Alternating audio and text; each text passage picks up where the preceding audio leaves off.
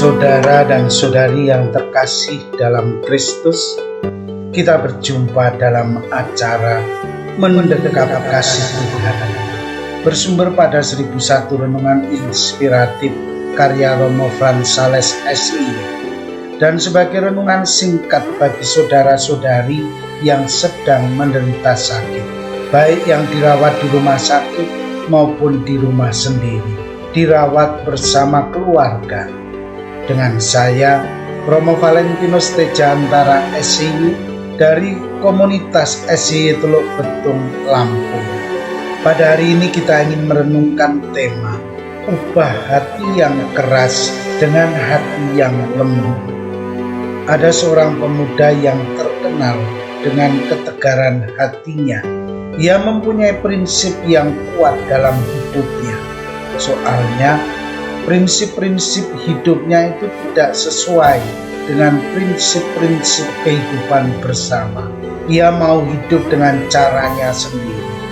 Misalnya, ia merasa bahwa orang tidak perlu bayar pajak kepada pemerintah. Alasannya adalah pihak pemerintah selalu menyalahgunakan hasil pajak itu. Dalam hal ini ia menjadi seorang yang cuek. Ia tidak peduli. Ketika diberi penjelasan oleh teman-temannya tentang hal ini, ia tidak mau juga mengerti. Ia tetap bertahan pada prinsipnya. Ia mau agar semua orang bebas pajak. Pemerintahlah yang seharusnya memfasilitasi masyarakat. Pasalnya, pemerintah menguasai semua sektor yang menghasilkan devisa bagi negara. Akibatnya ia disingkirkan banyak orang karena prinsip hidupnya yang dianggap aneh. Namun ia tidak peduli. Ia hidup dengan cara pandangnya sendiri. Ia tidak ingin didikte oleh orang lain. Ia punya pilihan dan cara hidup sendiri. Ia tidak ingin orang lain mencampuri urusan dirinya. Tampaknya kisah di atas menunjukkan bahwa pemuda itu orang yang tidak gampang bertobat. Meski sudah dijelaskan dan diberi pengertian, ia mau hidup dengan caranya sendiri. Ia tetap bertahan pada prinsip-prinsip hidupnya sendiri yang dirasakannya benar. Ia memang orang yang tegar. Bisa saja bahwa orang seperti ini akan ditinggalkan banyak orang. Orang yang hidup dengannya akan selalu merasa ada yang tidak beres. Tidak ada yang klop berhadapan dengan orang seperti ini. Soalnya, mengapa orang sulit sekali untuk bertobat? Jawabannya adalah manusia selalu menganggap diri benar. Manusia menjalankan apa yang menurut dirinya sendiri baik dan benar. Padahal belum tentu apa yang dipikirkan dan dilakukannya itu benar dan baik bagi sesama. Saudara dan saudari yang dikasihi Tuhan, dalam hubungannya dengan Tuhan, orang yang sulit bertobat itu merasa tidak membutuhkan Tuhan. Ia merasa bisa melakukan apa saja tanpa bantuan Tuhan. Mungkin dalam pikirannya, kehadiran Tuhan hanyalah mengganggu dirinya. Karena itu, lebih baik ia melaksanakan apa yang menjadi kehendak dirinya sendiri. Ia tidak perlu mendengarkan kehendak Tuhan bagi hidupnya.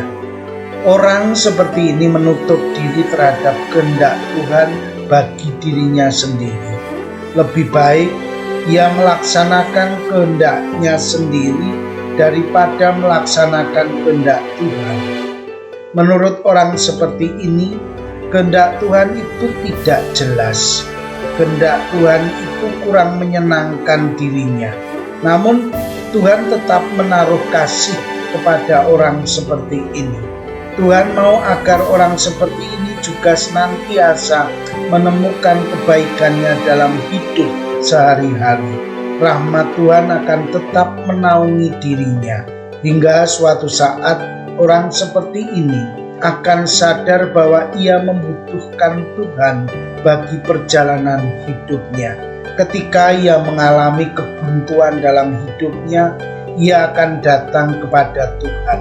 Ia akan bersujud di hadapan Tuhan dan mohon ampun atas segala dosa dan kesalahannya. Mari kita membuang hati kita yang tegar, hati yang keras seperti batu, kita ubah dengan hati daging yang lemah lembut, hati yang mudah tersentuh oleh kebaikan Tuhan. Dengan demikian kita dapat memiliki hidup yang kekal. Kita mampu berjalan bersama Tuhan dalam hidup sehari-hari. Saudara dan saudari terkasih, marilah mengakhiri renungan singkat kita dengan menyatukan iman, harapan, dan kasih kita kepada Tuhan. Akhirnya, berkat dan doaku selalu menyertai Anda yang sedang sakit. Semoga Tuhan memberi kesembuhan, kekuatan, dan ketabahan dalam memanggul salib hidup ini dan diberi semangat serta kesegaran. Doa dan berkatku selalu menyertai Anda. Sampai bertemu dalam renungan selanjutnya.